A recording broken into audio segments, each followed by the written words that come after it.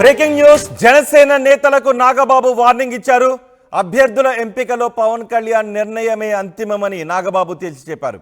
పార్టీకి వ్యతిరేకంగా ఎవరైనా మాట్లాడితే క్రమశిక్షణ చర్యలు తప్పు అంటూ నాగబాబు హెచ్చరికలు జారీ చేశారు.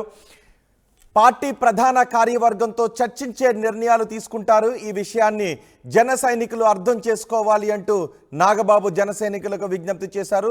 జనసేన టికెట్లను కేటాయించిన దగ్గర నుంచి కూడా ఆశావాహుల్లో కొంత అసంతృప్తి కనిపిస్తోంది. జనసేన నుంచి టికెట్లు ఆశించిన వాళ్ళు అసంతృప్తిని బహిరంగంగానే వ్యక్తం చేయడంతో నాగబాబు ఈ వార్నింగ్ ఇచ్చినట్టుగా తెలుస్తోంది. మీడియాలో బహిరంగ వేదికలపై పార్టీ నిర్ణయాలకు వ్యతిరేకంగా ఎవరూ కూడా మాట్లాడొద్దు, ఇష్టం వచ్చినట్లు మాట్లాడే వారిపై క్రమశిక్షణ చర్యలు తీసుకుంటాము అని నాగబాబు వార్నింగ్ ఇచ్చారు. దీనిపై మరింత సమాచారం మా ప్రతినిధి రాజేష్ అందిస్తారు. రాజేష్, నాగబాబు వార్నింగ్ని ఏ విధంగా చూడాలి? ముఖ్యంగా పర్టికులర్గా ఎవరినైనా ఉద్దేశించి వార్నింగ్ ఇచ్చారా? ఖచ్చితంగా పర్టికులర్ గా ఇద్దరు ముగ్గురు నేతలను ఉద్దేశించే పార్టీ ప్రధాన కార్యదర్శి ఉన్నటువంటి నాగబాబు ఈ వ్యాఖ్యలు ఈ లెటర్ రిలీజ్ చేశారని చెప్పుకోవచ్చు. ఎందుకంటే ఇప్పటి వరకు ఎక్కడ కూడా నాగబాబు జనసేనలో క్రియాశీలకంగా అంటే ఇంటర్నల్ గా పనిచేస్తున్నారు, కానీ ఒక పూర్తి స్థాయిలో ఒక లెటర్ రిలీజ్ చేయడం ఇదే అని చెప్పాలి.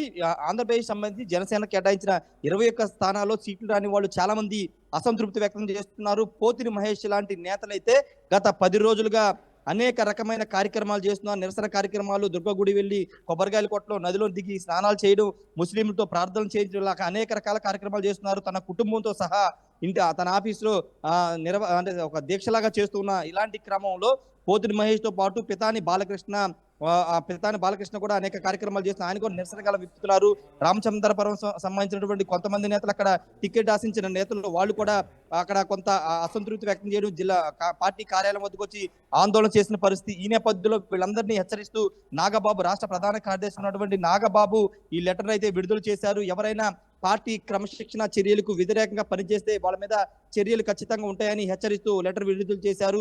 అంతేకాదు, ఇదంతా కూడా పవన్ కళ్యాణ్ ఒక ప్రజాస్వామ్య బద్ధంగా ఆలోచించి పార్టీ కార్యవర్గంలో నిర్ణయించిన తర్వాత అభ్యర్థుల ఎంపిక చేశారు. కాబట్టి అందరూ పవన్ కళ్యాణ్ నిర్ణయాన్ని, పార్టీ అధ్యక్షుడి నిర్ణయాన్ని గౌరవించి పార్టీ కోసం పనిచేయాలంటూ ఆయన లెటర్లో మెన్షన్ చేశారు. ఈ నేపథ్యంలో ఇప్పుడు గత 10-15 రోజులుగా దీక్షలు, ఆందోళన చేస్తున్నటువంటి పోతిని మహేష్ ఏం చేస్తారనేది ఇప్పుడు చూడాలి.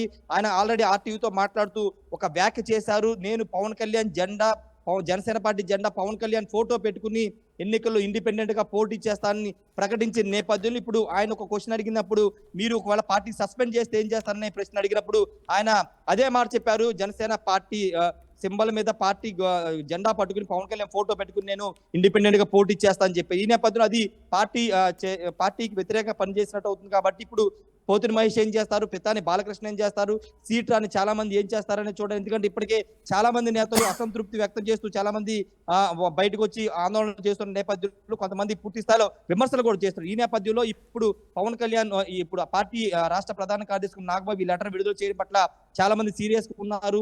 పార్టీలో సీటు రాకపోవడంతో పాటు ఈ విధంగా పార్టీని దూరం చేస్తాం, క్రమశిక్షణ చర్యలు తీసుకుంటామనడం ఏంటని కూడా ప్రశ్నిస్తున్నారు. కనీసం సంప్రదించకుండా, మాట్లాడుకోకుండా పొత్తులో వేరే వాళ్ళకి సీట్లు కేటాయించినప్పుడు సంప్రదించుకోకుండా ఈ విధంగా నిర్ణయాలు తీసుకుని మమ్మల్ని బలి చేస్తారంటూ కూడా జనసేన నేతలు ఆగ్రహం వ్యక్తం చేస్తున్నారు.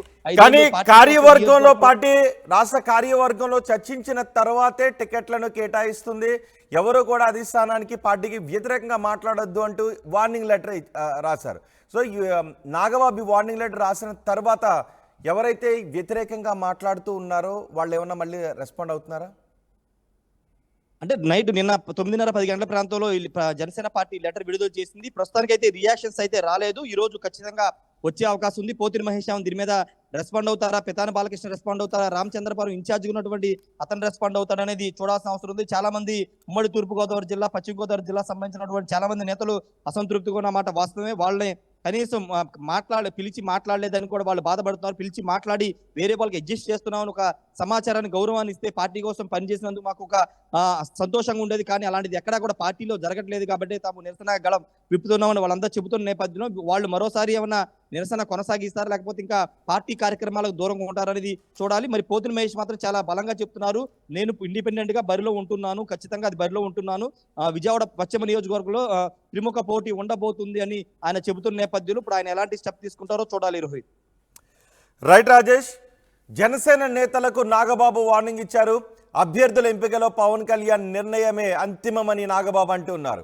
పార్టీకి వ్యతిరేకంగా ఎవరైనా మాట్లాడితే క్రమశిక్షణ చర్యలు తప్పవు అంటూ హెచ్చరించారు. పార్టీ ప్రధాన కార్యవర్గంతో చర్చించిన తర్వాతే నిర్ణయాలు తీసుకుంటారు. ఈ విషయంలో జన సైనికులు అర్థం చేసుకోవాలి. మీడియాలో బహిరంగ వేదికలపై పార్టీ నిర్ణయాలకు వ్యతిరేకంగా మాట్లాడొద్దు. ఇష్టం వచ్చినట్లు మాట్లాడే వారిపై క్రమశిక్షణ చర్యలు తీసుకుంటాము అని నాగబాబు వార్నింగ్ ఇచ్చారు. ఒకసారి టికెట్ ఆశించి భంగపడిన వాళ్ళు ఏమేమి మాట్లాడుతున్నారో చూద్దాం. బాలకృష్ణ, పితాని బాలకృష్ణ ఏం మాట్లాడారో ఒకసారి చూద్దాం.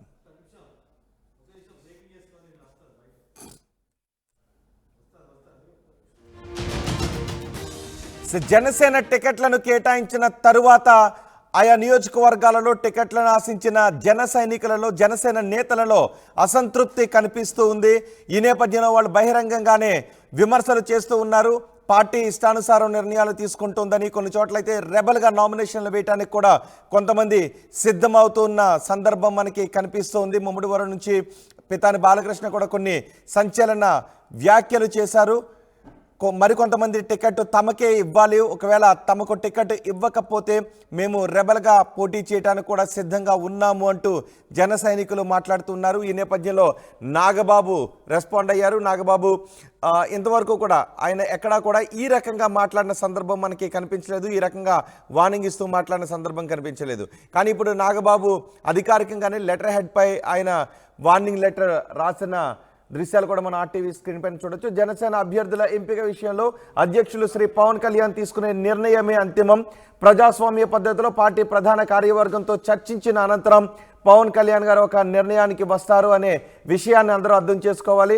అధ్యక్షుడు ఒకసారి నిర్ణయం తీసుకున్న తర్వాత అందుకు విరుద్ధంగా బహిరంగ వేదికలు, మీడియా, సామాజిక మాధ్యమాలలో మాట్లాడితే అది పార్టీ వ్యతిరేక చర్యగా పరిగణిస్తారు. ఇటువంటి అంశాలపై పార్టీ కాన్ఫ్లిక్ట్ మేనేజ్మెంట్ విభాగం బాధ్యులతో చర్చించి సంబంధిత వ్యక్తులపై చర్యలు తీసుకుంటాము అని నాగబాబు లెటర్ రాశారు. అభ్యర్థుల ఎంపికలో శ్రీ పవన్ కళ్యాణ్ గారి నిర్ణయమే అంతిమం, అతిక్రమించి మాట్లాడే వారిపై క్రమశిక్షణ చర్యలు అంటూ నాగబాబు లెటర్ రాశారు.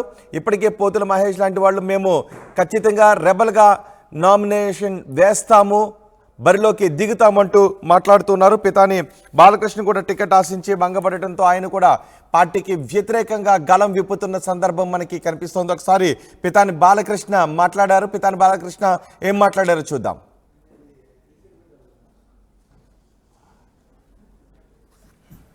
ఈరోజు ఈ మీడియా సమావేశం ఏర్పాటు చేయడం గల కారణం ఏంటంటే,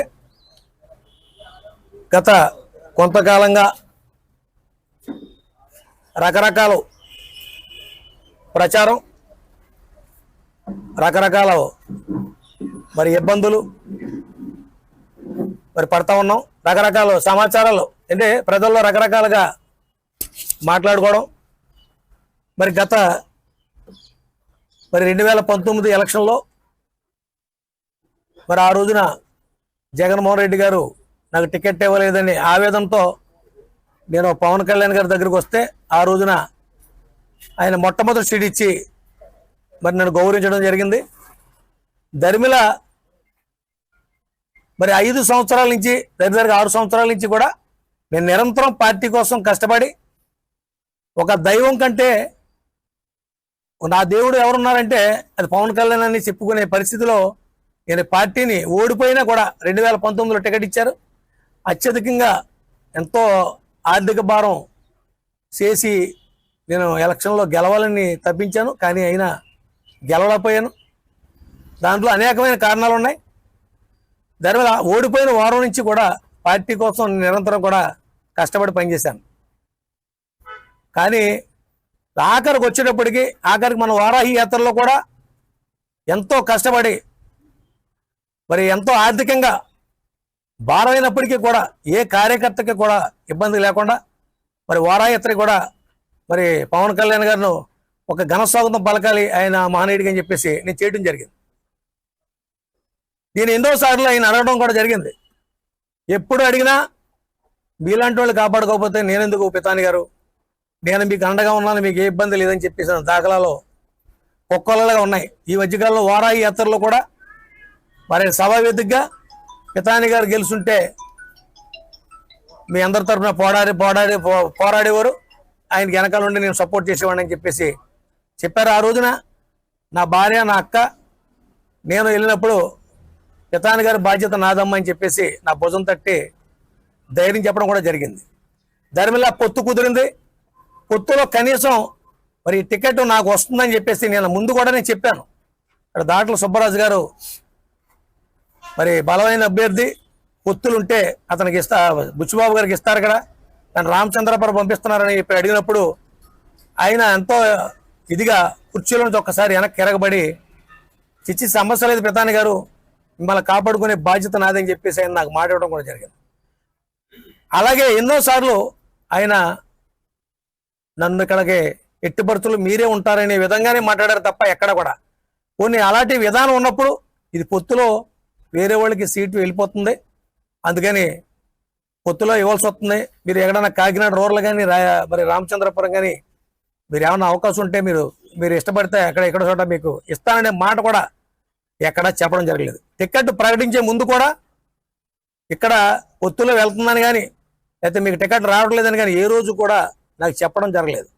ఇది చాలా బాధించింది.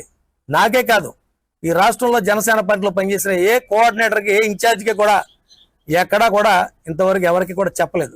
వాళ్ళు ఇష్టం వచ్చినట్టుగా వాళ్ళు టికెట్లు ప్రకటించేసుకున్నారు. కనీసం తర్వాత అయినా పిలుస్తారేమో అని ఆశించాం. ఆ తర్వాత కూడా మమ్మల్ని పిలవలేదు.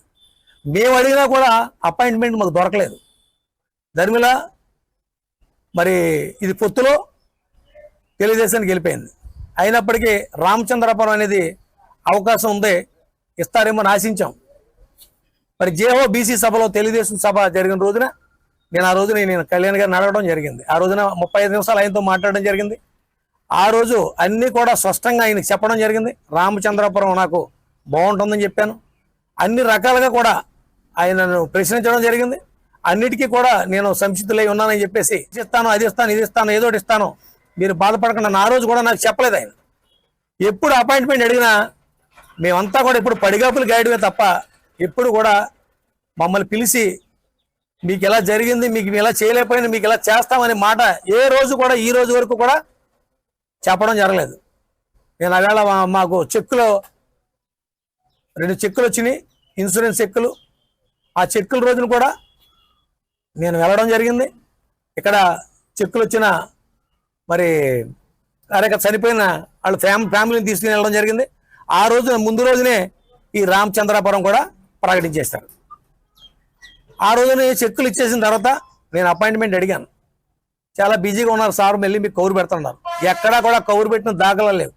ఓ పక్కన గుద్దడి జమ్మి గారు కానీ, ఓ పక్కన మా తమ్ముడు గారు కానీ, అలాగే సానభోని వీరభద్రరావు గారు కానీ, ఇంకా చాలామంది ఉన్నారు, గుద్దటి విజయ్ గారు కానీ, వీళ్ళందరూ కూడా ఈ అపాయింట్మెంట్కి చాలామంది ప్రయత్నం చేశారు. ధర్మల నిన్న సచ్చిసేడి మొన్న మాకు కబురు వచ్చింది, అది కూడా నాగబాబు గారు అపాయింట్మెంట్. నేను నాగబాబు గారు అపాయింట్మెంట్ అంటే రాను అని అంటే, లేదండి మరి అలా పిలిచారు, మాకు అలాగే చెప్పమన్నారంటే, సరే పెద్దవాళ్ళు పిలిచారు కదా అని మేము వెళ్ళడం జరిగింది. అలాగే అక్కడ నేను అన్ని కూడా ఖచ్చితంగా చెప్పడం జరిగింది. ఇలా మా సామాజిక వర్గం, నా సెట్టిపల్లి సామాజిక వర్గానికి తప్ప అన్ని సామాజిక వర్గాలకు కూడా జనసేన పార్టీలో టికెట్ ఇచ్చారు. నిన్న తెలుగుదేశం నుంచి జాయిన్ అయిన వాళ్ళకి ఇలా వైఎస్ఆర్ పార్టీ కండువేసి, జనసేన పార్టీ కండువేసి వాళ్ళు టికెట్లు ఇచ్చారు. ఇలా యాదవులకు ఇచ్చారు, మత్స్యకారులకు ఇచ్చారు, అతి తక్కువ సంఖ్య ఉన్న క్షత్రియులు కూడా ఇచ్చారు టికెట్. ఆఖరికి ఎస్సీలకు ఇచ్చారు. ఈ కోనసీమ జిల్లాలో 2 సీట్లు ఎస్సీలకు ఇచ్చారు. కానీ బీసీ సామాజిక వర్గం, సెట్టిపల్లి సామాజిక వర్గానికి అతి హీనంగా చూసిన మరి నాకు చాలా కష్టం అనిపిస్తుంది. 2019లో జాయిన్ అయిన తర్వాత సోషల్ ఇంజనీరింగ్ అని ఎంతో గొప్పగా మరి చెప్పిన మరి మన పవన్ కళ్యాణ్ గారు ఆ రోజున మళ్ళీ మేమందరం కూడా మరి సత్యనారాయణ టెంట్ హౌస్లో సోషల్ ఇంజనీరింగ్ పెట్టాం. మరి ఈవేళ కాపులు సెట్టిపల్లిలు కలవాలని ఒక సదుద్దేశంతో వీళ్ళిద్దరినీ కలపాలని ఇచ్చిన ఆ సీటు పొత్తు ధర్మం వచ్చేటప్పటికి ఇక్కడ కాకపోతే ఇంకో చోట ఎక్కడో చోట సీట్ ఇవ్వాల్సిన ధర్మం ఉందా లేదా? ఇవాళ ఇవ్వలేదు అని అంటే ఒక్క నా సెట్టిపల్లి సామాజిక వర్గానికే ఇవాళ సీటు ఎక్కడ ఇవ్వలేదు. ఇది ఒక రాజకీయ పార్టీగా ఇది చాలా ప్రమాదకరం. ఎందుకంటే 2 తెలుగుదేశానికి ఇచ్చారు నా సామాజిక వర్గానికి, 2 కూడా ఒకటేమో మరి ఆచంట ఇచ్చారు, ఒకటి రామచంద్రపురం ఇచ్చారు. ఇక్కడ ఎస్సీలకు 2 సీట్లు ఇచ్చారు, ఒకటి గిడ్డి సత్యనారాయణకి, ఒకటేమో దేవవరప్రసాద్కి. మరి ఈ 2 ఎస్సీ సీట్లకు ఇచ్చుకుంటే ఒక బీసీ ఎస్సీకి ఇచ్చుకుంటే మరి ఎలా ఉంటుంది? అవేళ నాదెళ్ల మనోహర్ గారిని మేమందరం వెళ్ళినప్పుడు మరి సెట్టుపంజలకి ఇవ్వాలి కదంటే పొత్తులో అయ్యని ఉండమని చెప్పాడు ఆయన నాదెళ్ల మనోహర్ గారు. మరి ఉంటాయనేది ఇప్పుడు ఇలా అన్ని రాజకీయ పార్టీలు కూడా కమ్యూనిటీ ఈక్వేషన్ చూసుకునే టికెట్లు ఇస్తా ఉన్నాయి. కానీ అలాంటిది ఒక టికెట్ కూడా నాకు ఇవ్వలేదని నేను అడిగితే నాకు మొన్న వెళ్ళిన రోజునే ఏ సమాధానం కూడా చెప్పలేదు.